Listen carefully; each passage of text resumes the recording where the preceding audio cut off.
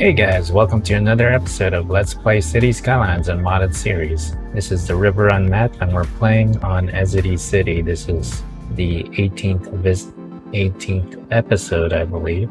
So let's go over what we did last time. What did we do? We worked a little bit on the interchange, I think. Actually, we didn't touch the interchange. We worked on the pipes and optimized that. Made sure every place that needed pipes had pipes, and we worked on a little bit on the roads to make sure that we were following road hierarchy.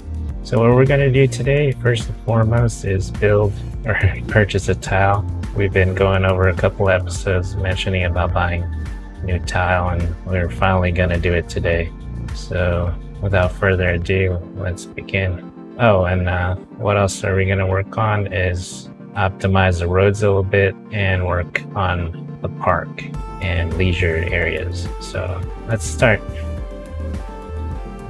So I tried to decide on the tiles here. I wanted to purchase the one that had a railroad access. This left one doesn't have railroad access, or the right one, or even the north.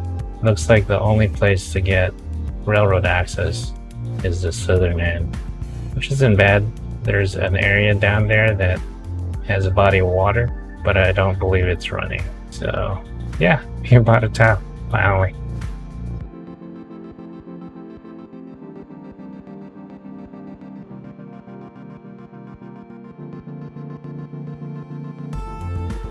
I just wanted to check whether or not the interchange was providing a way for the trucks to exit and enter the highway. So on the right hand side, it looked like private and commercial goods, private vehicles and commercial goods was utilizing the right hand side. Left hand side were the trucks, so everything was doing well. We have more exports than we have imports, which means we're getting product out, so that's pretty good. Everything's working out here.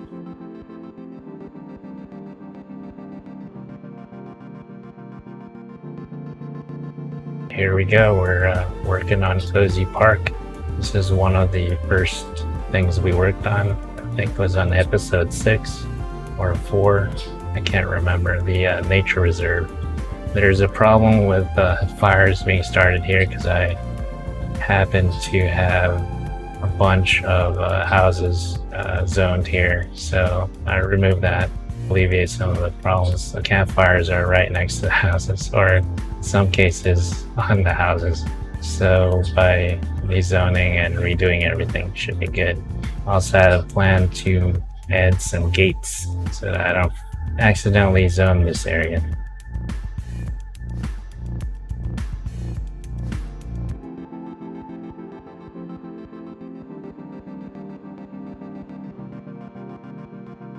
And just to make things easier, I'm gonna move these campfires and other stuff. I believe I end up just deleting them just to make it easier.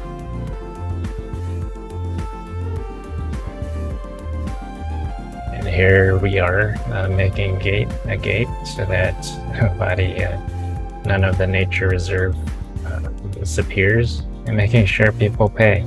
But later on the video, we realized that the walkways were another way to enter this area, so it kind of defeated the purpose. I found random objects in the pathways that were randomly generated. Every few sections there's a bench, so I thought that was an interesting thing.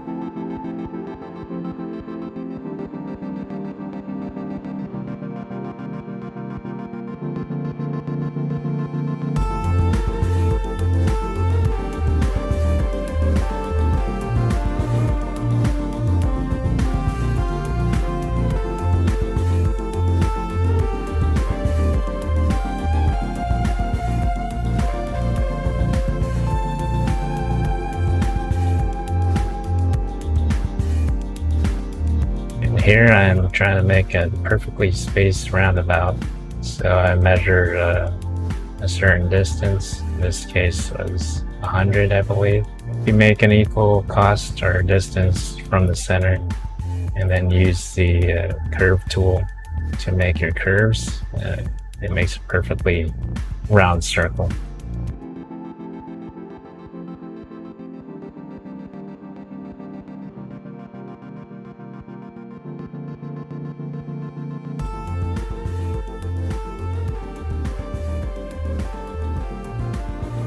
Here's probably the first time I played with the different parts of this park. So I added a place to sightsee from the entrance to overlook what's beyond or around the park. That's an elevated path, and then I added a community of campers alongside the roundabout, which I thought was pretty cool. Here I'm adding some more stuff, strategically placing campfires so that they don't randomly combust like I did previously. That was a little dangerous. Spacing them out. These things have a high entertainment value. So to progress further in any kind of park that you're making, you have to meet certain goals, visitors and entertainment, I believe. So that's why I'm placing all these things.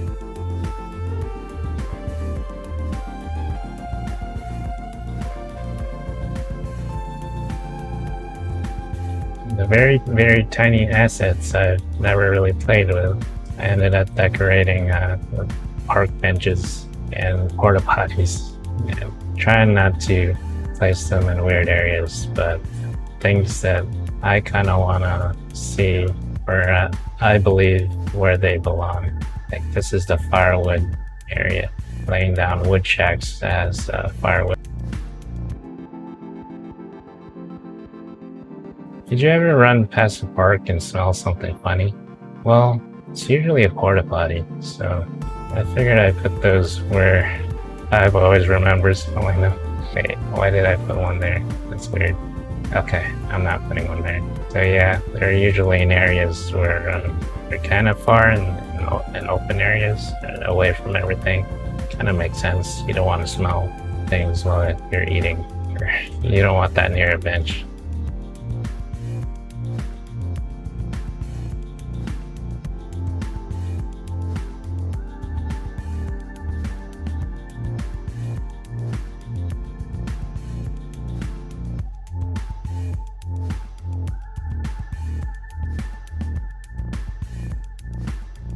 We got a huge garbage problem. I'm trying to figure out how to make this better. I do have a lot of recycling plants that can take in place of the garbage, but anyway, we'll figure that in a different episode. Here's somebody sent me a message about this area that I should have, instead of making an industrial road, making it back to the treaty four-way. So thank you for that suggestion. It looks better and it shows the transition between an industrial place and the place where you live, which kind of reminds me of when I lived in California. There was farmland, and then there was a place where community lived. So it kind of reminded me of that, but the roads were probably farther away.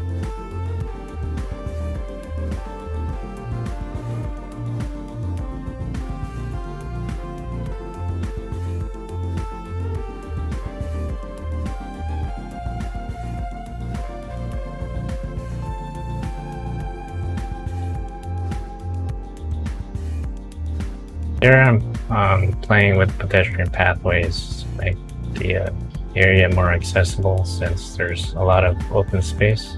There's that's for a reason, because there's pollution nearby. This is a industrial work area, I guess, low income housing and shops.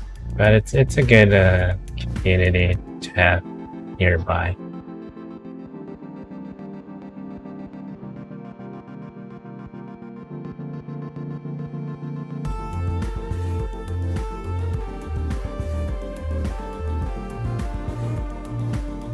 Here I'm preparing for the other side of the map, making sure the roads make sense with the road hierarchy. I kind of wanted to reposition the graveyard that's right there next to the garbage dump. I think those people deserve better, so I eventually move it somewhere else. I think it's further in the video, in the game.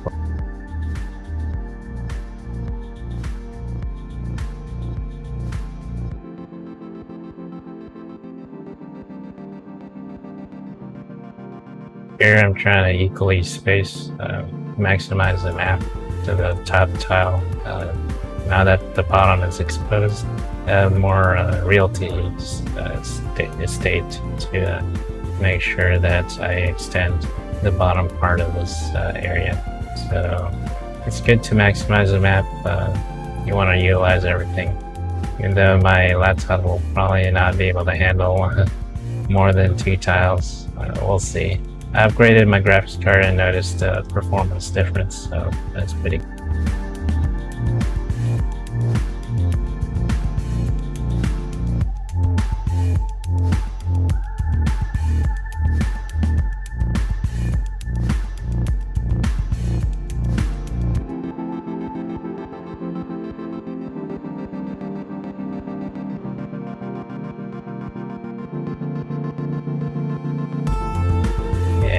I'm continuing to optimize the roads. Can you believe this whole city is powered by wind power? This is all green. This is a green powered city. You didn't see by the playlist title, but yeah, it's all powered by wind. Eventually we'll get to the point where it's solar powered, so I'm gonna mix and match eventually.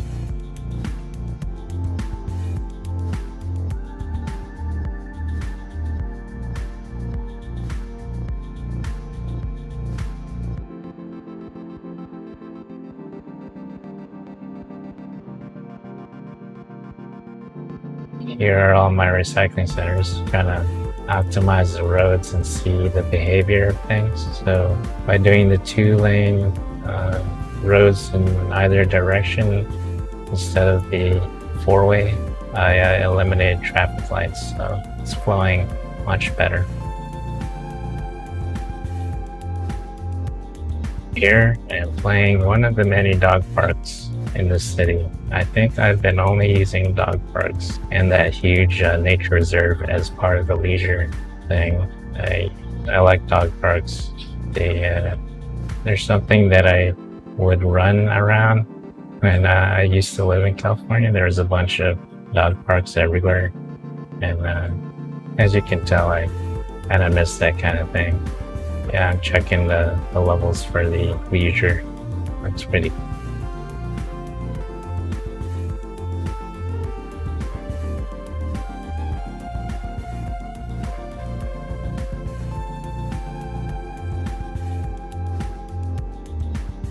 Here I am strategically placing another dog park somewhere.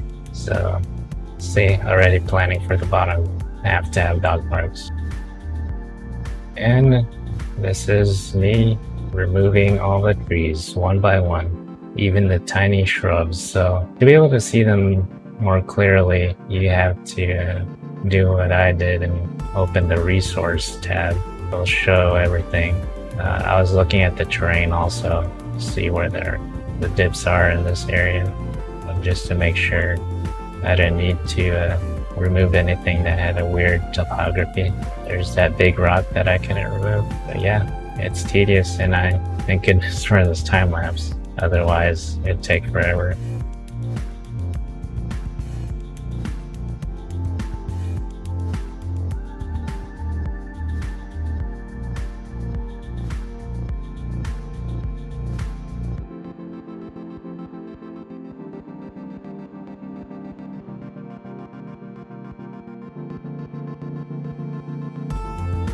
So here I am maximizing the road, as I was explaining earlier.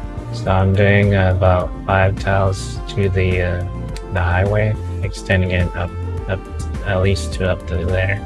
And I'm smoothing out the roads just to make it look nice and geometric or natural.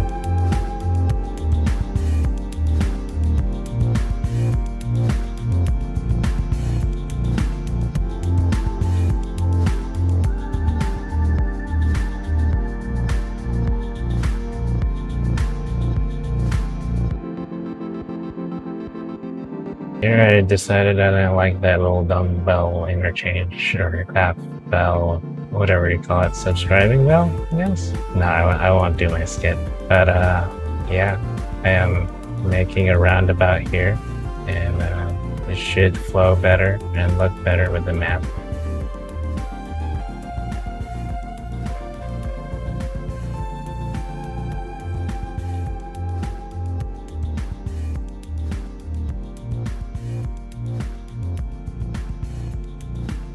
This is where I zoomed out and realized this is the biggest roundabout that's unnecessarily huge in this part of the map. So I actually made it a bit smaller. We shall call it Mini-Me, I believe. It's 1/8, but 1/2 the size.